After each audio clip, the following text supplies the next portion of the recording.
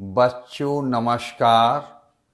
अनेकों झमेले जीवन में आते और जाते हैं, लेकिन मत घबराओ मेरे दोस्तों, ये तूफान की तरह बह जाते हैं।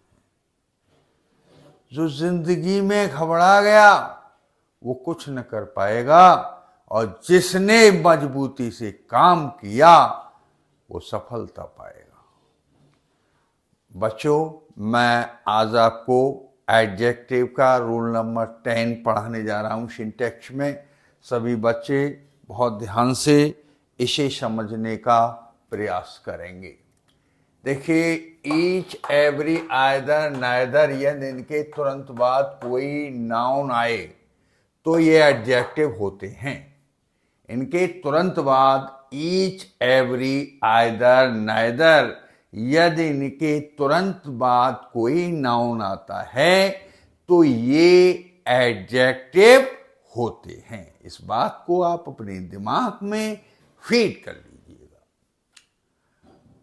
परंतु यदि उसके तुरंत बाद ऑफ या कोई अन्य चीज आता है तो ये प्रोनाउन कहलाते हैं। मगर इनके तुरंत बाद में ऑफ आए या ऑफ के अतिरिक्त कोई अन्य चीज आए तो ये फिर प्रोनाउन कहलाते हैं। समझ में आई बात? देखिए, ये टेबल मैंने बनाया एडजेक्टिव और प्रोनाउन। जैसे number 1, each student has gone, तो ईच के बाद क्या है? नाउन आया है। तो ये ईच जो है एडजेक्टिव की तरह यूज हो गया। और ईच ऑफ, ईच के बाद क्या है? ऑफ, तो ये प्रोनाउन हो गया। Each of the students had gone, यानी each of the students has gone, इसका मतलब ये प्रोनाउन हो गया। क्या हुआ? ये प्रोनाउन हो गया, यानी ये क्या हुआ? प्रोनाउन हो गया। ईच ऑफ दी से क्या हुआ? प्रोनाउन। समझ में नहीं आया? तो each of the student has gone. Number 2, every dog barks, every के बाद क्या है? डॉग आया, नाउन आया, तो एडजेक्टिव हो गया। नोट एवरी का प्रयोग प्रोनाउन के रूप में नहीं होता है। हम एवरी को कभी भी प्रोनाउन के रूप में प्रयोग नहीं कर सकते हैं। Number 3, either road leads to Delhi, either के बाद नाउन आया रोड, तो ये एडजेक्टिव हो गया। और आइदर ऑफ द रोड आ गया, आइदर के बाद ऑफ आ गया, लीड्स टू दिल्ली, तो ये प्रोनाउन हो गया। ये चीज समझ में आ रही है बच्चों?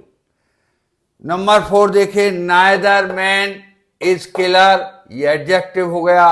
और नाइदर मैन इज किलर, ये प्रोनाउन भी दी सेम हो गया। ये नाइदर मैन इज किलर में, यानी इसको एडजेक्टिव प्रोनाउन दोनों में ही यूज किया जा सकता है। समझ में आई बात? अगला पॉइंट नंबर 2, बोथ जब एडजेक्टिव के रूप में प्रयोग करते हैं तो बोथ दी आता है। जब बोथ का प्रयोग, ध्यान दो, जब बोथ का प्रयोग एडजेक्टिव के रूप में किया जाता है तो बोथ दी आता है। क्या आता है बच्चों? बोथ दी आता है। जैसे incorrect, both girls are real sisters, तो यहां बोथ के साथ क्या आएगा? दी। बोथ दी गर्ल्स, यानी करेक्ट होगा both the girls are real sisters. एक बार समझिए, incorrect, both girls are real sisters, correct होगा both the girls are real sisters. Number 3, all एवं होल का प्रयोग एडजेक्टिव के रूप में होता है। ऑल भी और होल भी, सारा, संपूर्ण, इनकी अंग्रेजी होती है, दोनों की अंग्रेजी एक ही होती है, लेकिन इनका अंतर होता है।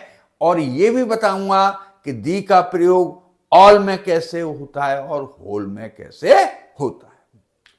देखिए, ऑल, सब, सारा, यह संख्या और मात्रा दोनों के लिए प्रयोग किया जाता है। ऑल से संख्या और मात्रा, यानी number and quantity, both is indicated through all।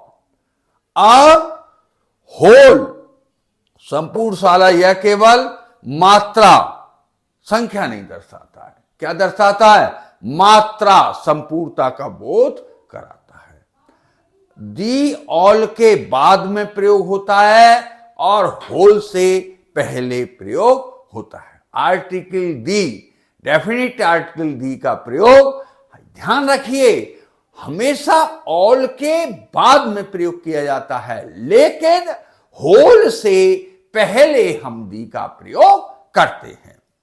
देखिए incorrect, all girls were present yesterday, correct होगा all the girls were present yesterday. Incorrect, whole villages was under water, correct the whole village was under water, correct incorrect the whole village was under water.